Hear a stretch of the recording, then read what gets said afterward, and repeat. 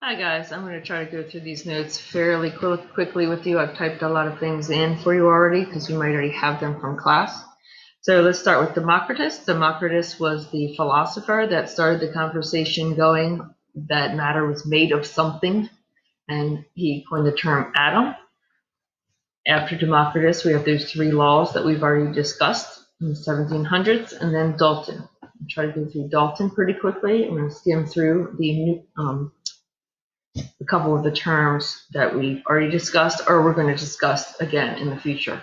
Okay, so let's start with his first principle. All matter is composed of extremely small particles called atoms, which cannot be subdivided, created, or destroyed. The subdivisions that we have for them are at least protons, neutrons, electrons. You may have heard of quarks. There's a whole bunch of other subatomic particles.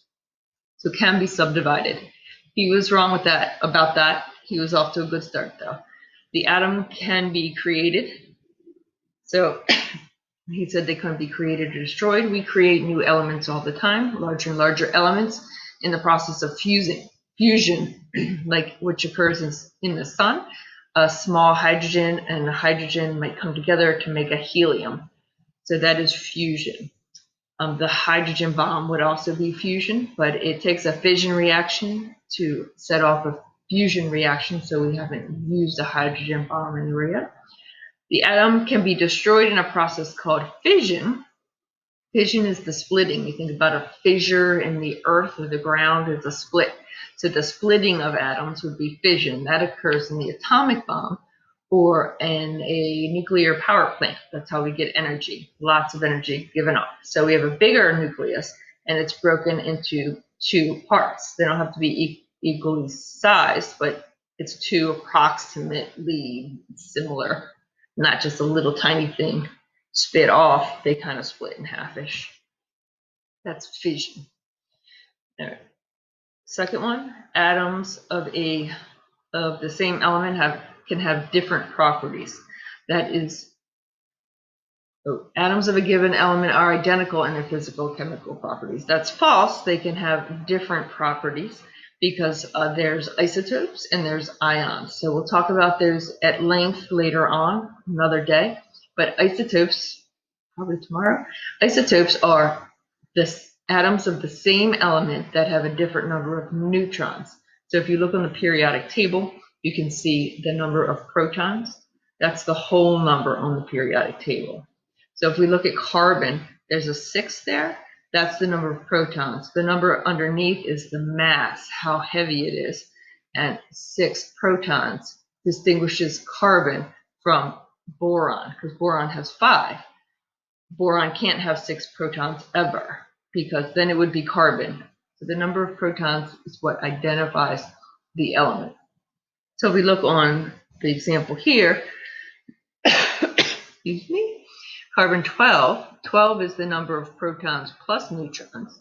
So if carbon 12 has 6 protons, because all carbons have 6 protons, then it also has 6 neutrons. In order to equal that number, we call that the mass number of 12. Like I said, we'll talk about this later, but just to give you an idea what an isotope is, carbon 14 is how we would say that. The isotope of carbon, that is carbon 14, has 6 protons and 8 neutrons for a total of 14 particles in the nucleus. Okay? The third one, atoms of different elements differ in their chemical and physical properties. That is true. We say they are inherently different if they're a different element.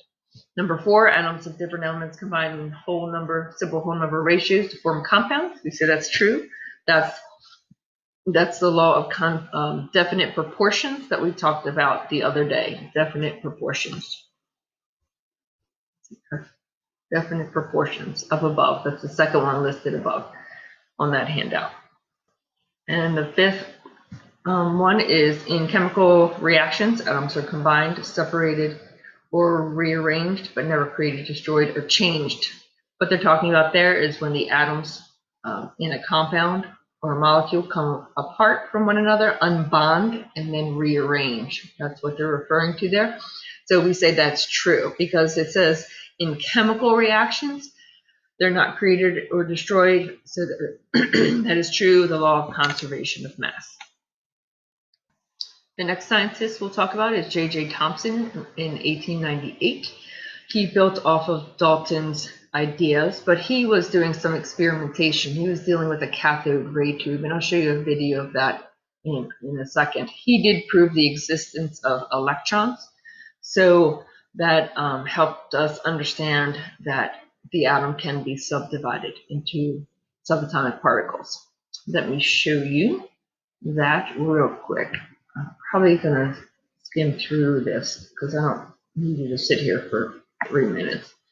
So here's the cathode ray tube. Okay, and the cathode is on one side, the anode is on the other. So there's a metal disc right here at the one end, and when the electricity is turned on, the electrons get bumped off and travel down this vacuum to the other side. So the negative particles travel to the positive side. So they go from one side to the other side. When he holds a magnet up to it, the positive side of the magnet pushes the negative beam of electrons down. So they attract. It's backwards. When he holds the negative end, they attract. When he holds the positive end, negative repels negative. Oh my gosh, I'm not starting over.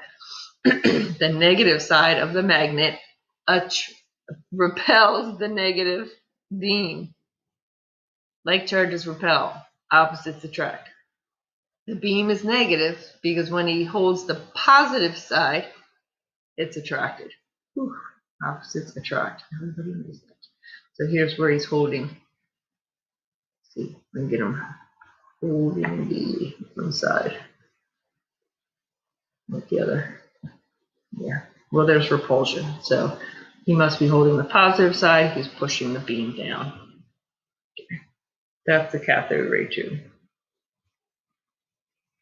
proving the existence of electrons. If he had a stronger, they could figure out how small the size of the electron, because if you had a different strength magnet, it would deflect it or attract it more. It would bend it more. So you could kind of figure out what the mass was of the electron, which is 1/2000th of a proton or a neutron. His model was called the plum pudding model.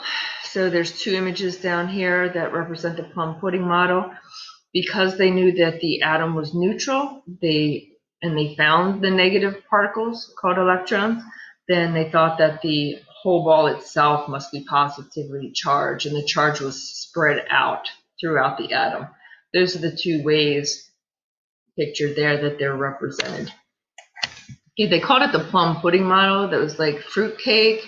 I call it chocolate chip cookie dough. You can call it chocolate chip ice cream, whatever you want to call it. But back then, I guess they ate plum pudding, so they called it the plum pudding model. Then came Ernest Rutherford, who was the student of J.J. Thomson and helped advance science for his teacher.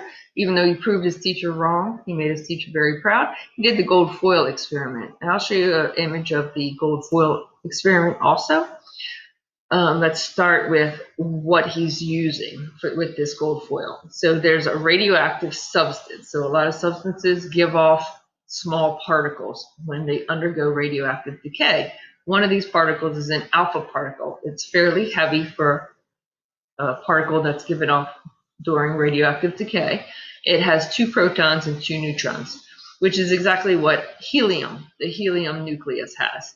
It doesn't have electrons, so it's positively charged because it's 2 positives, 2 neutrals, so it's still positively charged.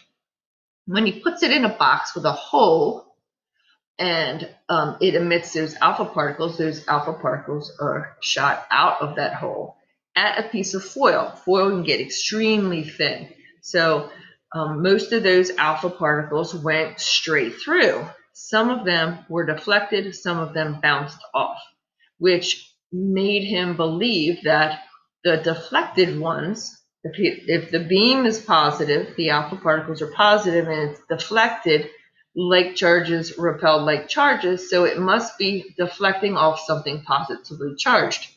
Plus, the ones that bounce back completely, he would think that that positive charge that we thought the whole positive charge was diffused through the atom, he thinks it's actually a very small, tiny nucleus, very dense nucleus.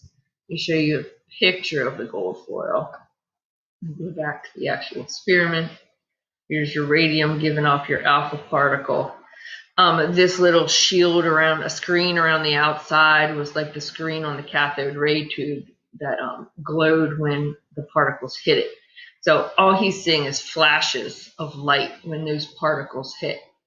And some of them went straight through. Most of them went straight through, which means the atom is mostly empty space. Some were deflected and some bounced back.